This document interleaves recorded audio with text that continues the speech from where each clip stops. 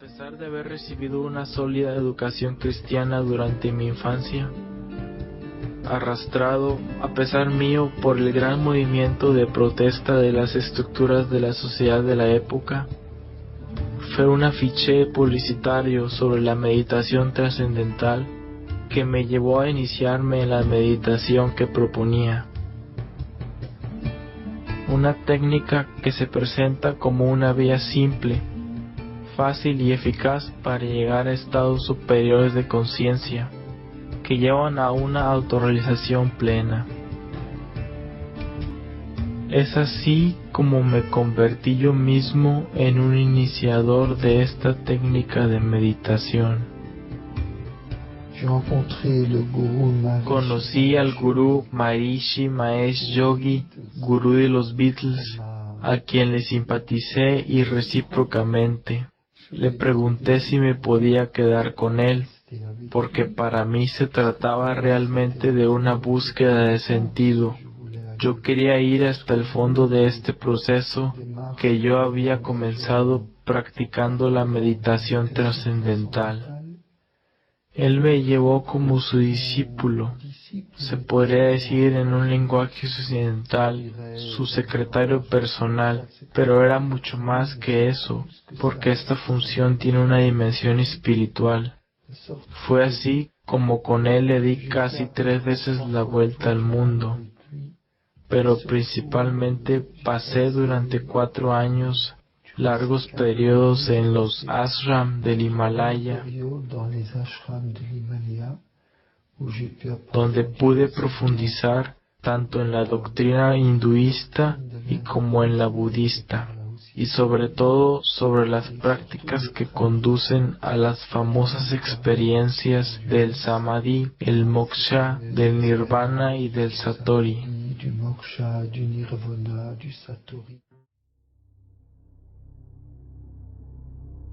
Esta pasa por un conjunto de técnicas físicas, respiratorias, psíquicas, de concentración ya sea mental o visual, que están diseñadas para eliminar cualquier actividad del sujeto.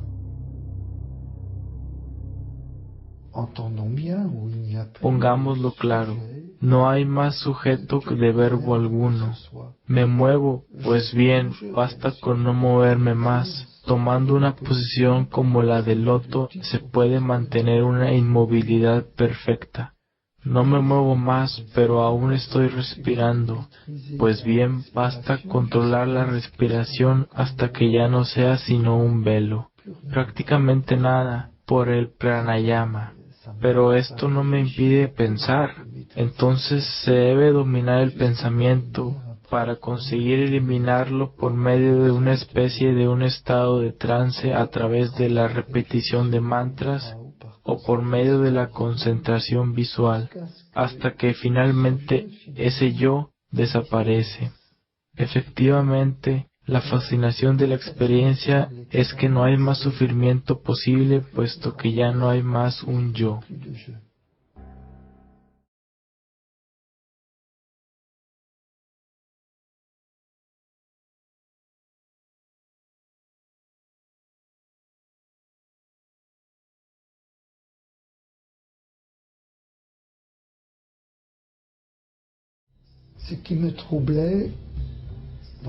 Lo que me perturbaba en la relectura de estas experiencias es que renunciar al sufrimiento es sin duda muy atractivo, pero también implica renunciar a conjugar el verbo amar, porque si yo no puedo sufrir más, yo no puedo amar más.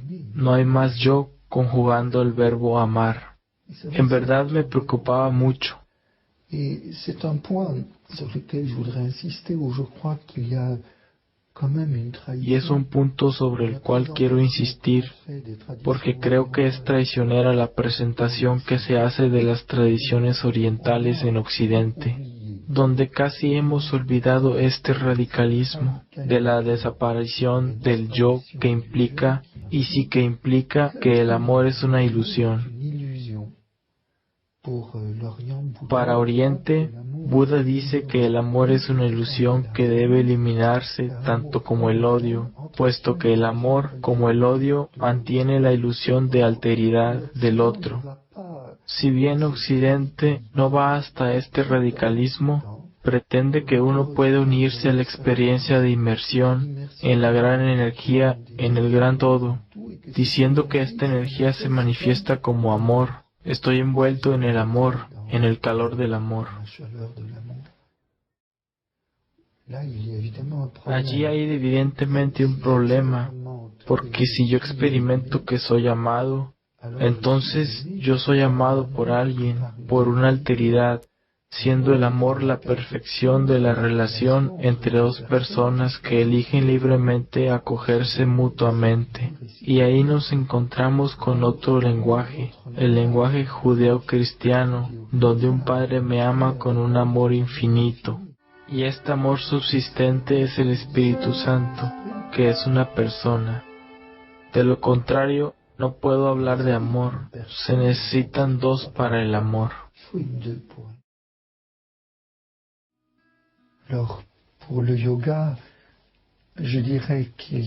Yo diría que no hay yoga cristiano, sino que hay cristianos que hacen yoga. Solamente hay yoga y yoga. El yoga tal como lo practicábamos hacía parte de una gran liturgia, mientras que aquí muchos occidentales hacen yoga como ejercicios de relajación. Dicho esto, cuando le dije al gurú en un viaje a Alemania que los europeos estaban haciendo yoga para relajarse, él tuvo un ataque de risa. Luego pensó por un momento y dijo, pero esto no evitará que el yoga haga su efecto. Lo cual es muy significativo. El efecto del yoga está en contra de la actitud cristiana, que es el de la acogida del otro, dejarse descubrir por el otro y dejarse personalizar por el encuentro con el otro.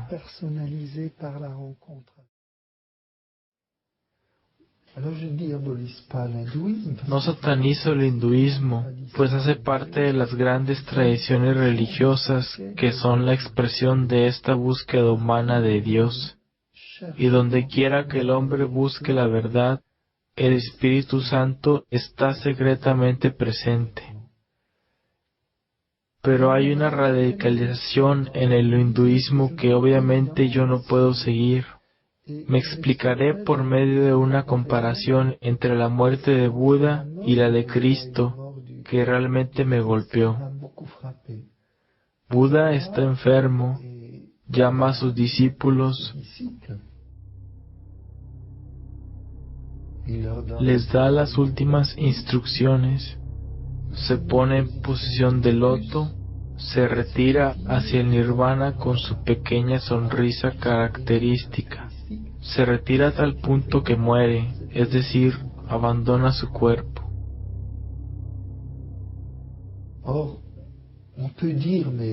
Ahora bien podemos decir, es un poco técnico, que la orientación de las energías en la posición del loto corresponde un poco a lo que pasa con el niño en el vientre de su madre, a una posición fetal. Hay pues una concentración sobre él, una implosión.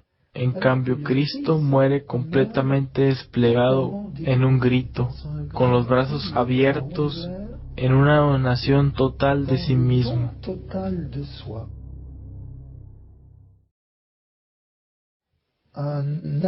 Y un día, un médico naturista fue a visitar al gurú porque nuestros cuerpos estaban bastante maltratados por el intenso ejercicio que realizábamos allí.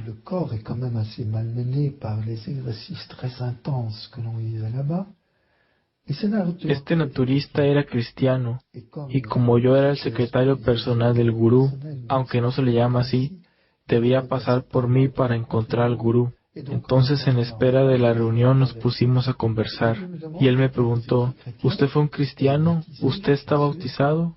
Le dije, claro. ¿Y usted era un cristiano? Pero hoy, ¿quién es Jesús para usted? Y entonces esta experiencia es difícil de expresar, pero percibí intensamente la presencia de Jesús que me preguntó: Hijo mío, ¿cuánto tiempo me harás esperar?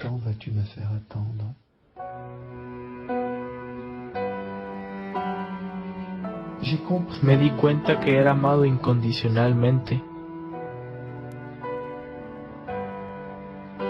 que no había ninguna sombra de juicio en la mirada, en la presencia que estaba allí cerca de mí, que no era sino compasión y misericordia. Y de repente, Dios mío, me encontré de pie, pero con una fuerza increíble, y de pie entendí: sabes lo que tienes que hacer. Sí, yo sabía efectivamente que en realidad ya no estaba en mi lugar al lado del gurú después de semejante experiencia. Pero mi regreso a Bruselas fue inmediatamente agitado. En búsqueda de un interlocutor que pudiera ayudarme a hacer balance de todo lo que había vivido, sin atreverme a dirigirme a representantes de la iglesia, me puse a frecuentar personas que parecían más en condiciones de aclararme.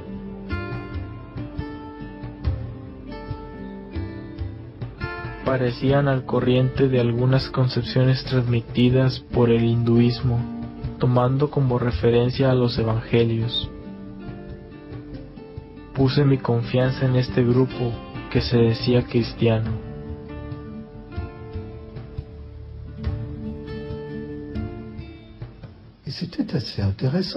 Y era bastante interesante, puesto que se me hablaba del cristianismo. No se me hablaba, sin embargo, más que de comentarios del Evangelio. Y se me hablaba también de energía, lo que me recordaba a la India, de reencarnación. ¡Qué bien!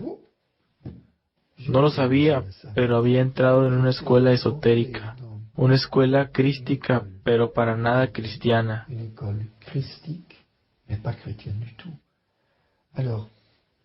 Entonces comenzamos con estas doctrinas esotéricas, con bastante prudencia, con el fin de no mostrarme las incompatibilidades con el cristianismo. Luego dimos el giro al ocultismo. Se dijo a este joven convertido que el Señor le había dado dones extraordinarios y que debía, en nombre de la obediencia al Evangelio, ponerlos al servicio del próximo. Y me vi involucrado en prácticas ocultas, en el ámbito de lo que se llamaría hoy terapias energéticas, es decir, manipular las energías ocultas con el fin de obtener curaciones. Me volví amigo de un terapeuta naturista, y al estar en contacto con él, descubrí que las técnicas orientales habían desarrollado en mí una gran capacidad como medium, que me invitó a explotar utilizando las fuerzas ocultas sobre las cuales podía conectarme sin dificultad.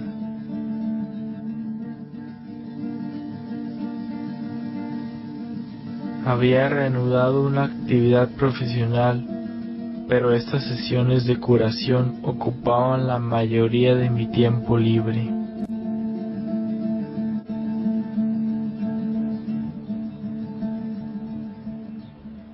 Je voyais des effets assez, oui, disons-le, assez spectaculaires. Veía efectos bastante espectaculares. Se procedía incluso a distancia con operaciones de desbloqueo de la cavidad nasal, sin tocar nada, solamente por trabajo oculto. ¿Y las personas eran de verdad sanadas? Si la gente es sanada por esta clase de prácticas, respuesta no. Hay un desplazamiento del síntoma, pero eso también lo supe mucho más tarde. ¿Cuántas veces observa que una persona recibe una curación oculta y el síntoma desaparece, pero 15 días más tarde hay otro síntoma?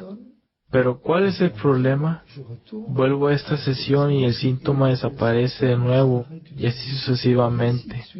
Pero no, hay una alineación progresiva de la libertad, hay un vínculo que se instaura. Il y a un lien qui s'instaure.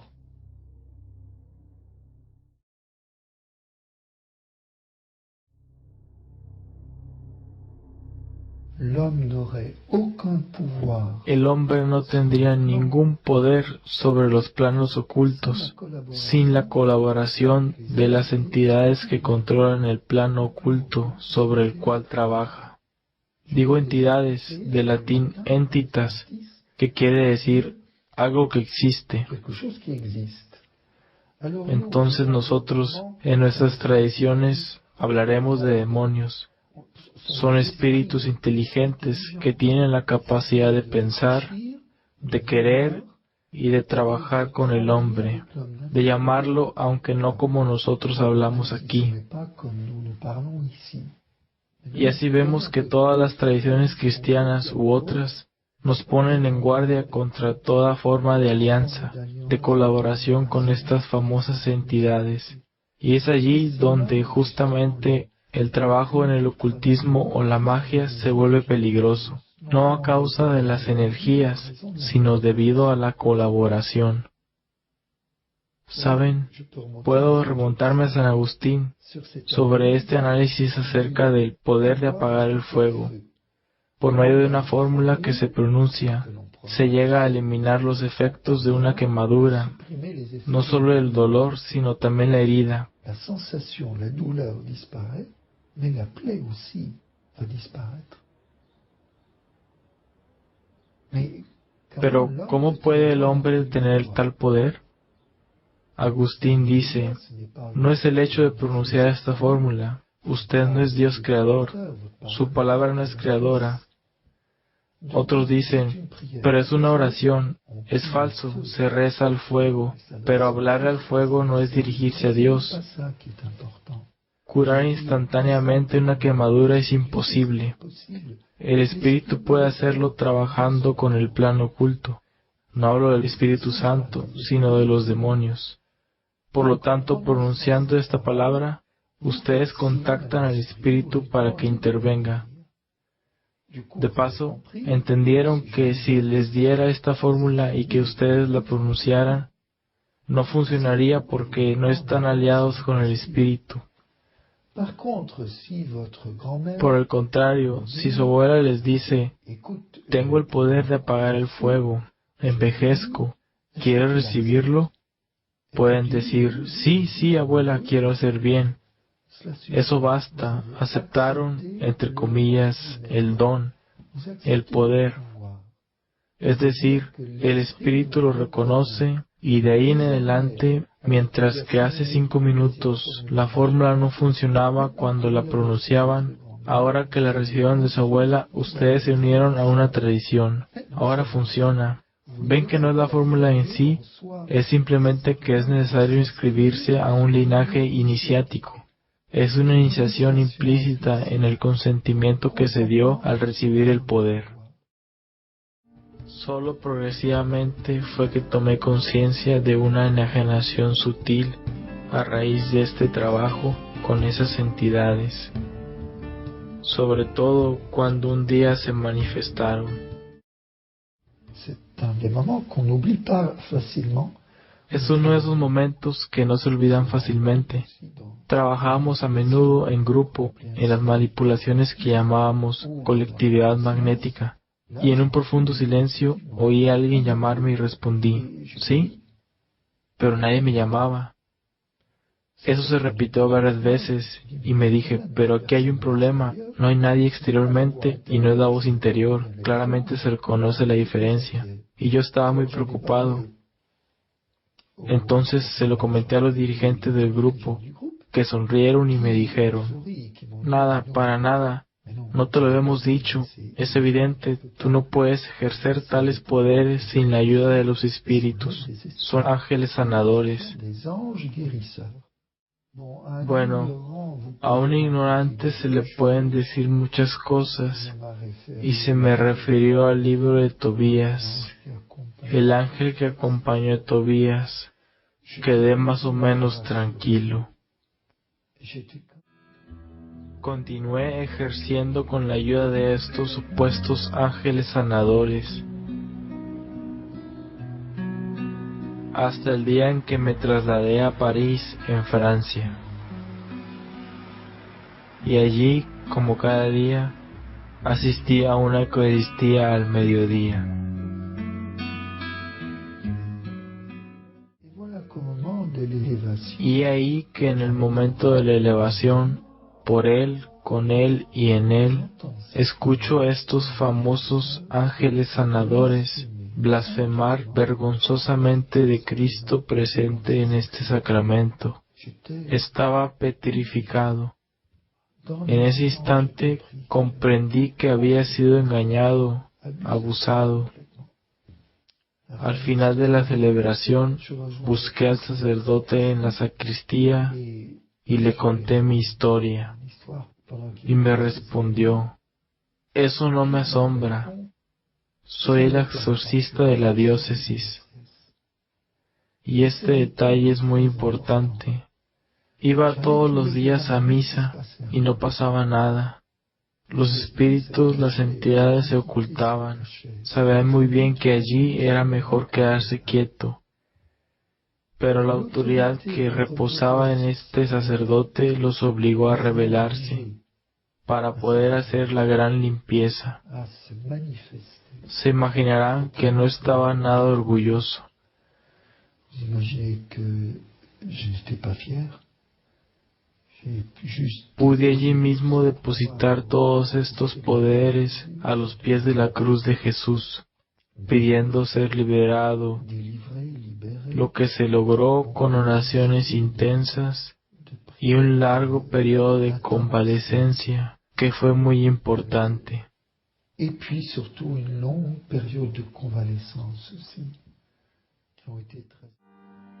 Después de 2 años de prácticas ocultas, fue por la autoridad del nombre de Jesús Salvador y en la fuerza de su Espíritu Santo, invocado con hermanos en la fe, que fui liberado de estos obstáculos que asfixiaban mi corazón, mi alma y agotaban mi cuerpo.